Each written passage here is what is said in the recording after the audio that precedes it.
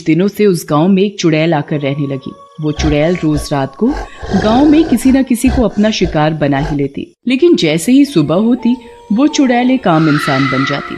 एक दिन की बात है, चुड़ैल रात में अपने शिकार की तलाश में घूम रही थी। तभी उसे एक आदमी दिखाई दिया। अरे वाह, शिकार खुद ब खुद चलकर मेरी ओर ही आ रहा है। उस आदमी को पता नहीं था कि चुड़ैल दूर से खड़ी उसे देख रही है। जैसे ही वो आदमी चुड़ैल के नजदीक पहुंचता है, चुड़ैल, चुड़ैल, अरे भागो रे भागो, चुड़ैल, अरे भागो रे भागो। अरे भागता कहाँ है? इतनी देर से मैं तेरा ही तो इंतजार कर रही थी। तभी चुड़ैल उस आदमी को भागने नहीं देती और झट से पकड़ लेती है। अब मैं तेरा गर्मा गर्म खून पीऊंगी। चुड़ैल जी मुझे छोड़ दो, जाने दो मुझे जाने दो, मुझे जाने दो।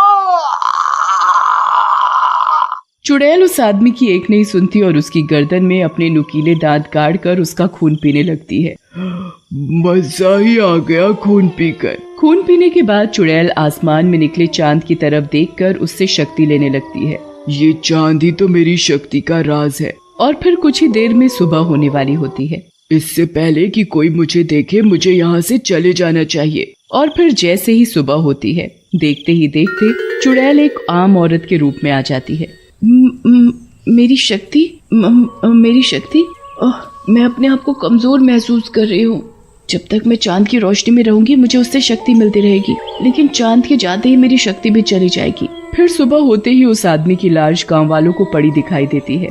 अरे रे, इतनी बेरहमी से पता नहीं इसे किसने मारा होगा। वो चुड़ैल भी वहीं खड़ी खड़ी गाँव वासियों की बात सुन रही थी। इन्हें क्या पता कि इस आदमी को मैंने ही मारा है। वो चुड़ैल वहीं गांव में एक छोटी सी झोपड़ी बनाकर रहती थी।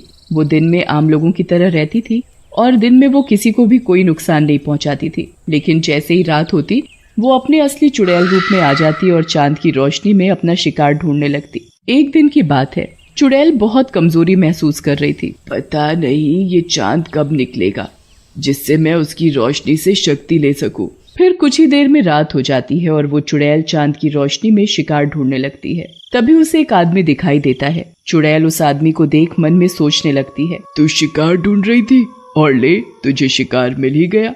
चुड़ैल उस आदमी को पकड़कर उसकी गर्दन में अपने नुकीले दांत गाड़कर उसके खून पीने लगती है। इन इंसानों का खून कितना गर्म होता है, पीकर मजा ही आ जाता है। इससे पहले कि सुबह हो मैं और शिकार ढूंढ लेती हूँ। फिर कुछ ही देर में सुबह हो जाती है और चांद भी गायब हो जाता है और चुड़ैल भी एक आम इंसान बन जाती है। पता नहीं ये चांद दिन में गायब क्यों हो जाता है, इसकी वजह से ही तो मुझे शक्ति मिलती है। फिर जैसे ही सुबह होती है तो गाँव वासियों को दूर उस आदमी की भी लाश मिलती है। एक और आदमी की लाश? समझ नहीं आ रहा कि रात होते ही कौन गाँव वासियों को मारकर उनका खून पी रहा है। तभी एक गाँववासी कहता है, मुझे तो लगता है कि हमारे गांव पर किसी चुड़ैल का साया है। हाँ, तुम बिल्कुल सही कह रहे हो। फिर सभी गाँववासी आपस में बातें करते हैं। हम सभी गांव वासियों को सावधान रहना होगा। अब से कोई भी रात को घर से बाहर नहीं निकलेगा।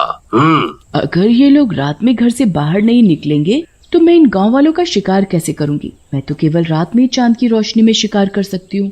दिन में तो वैसे ही मेरी शक्ति चली जाती है।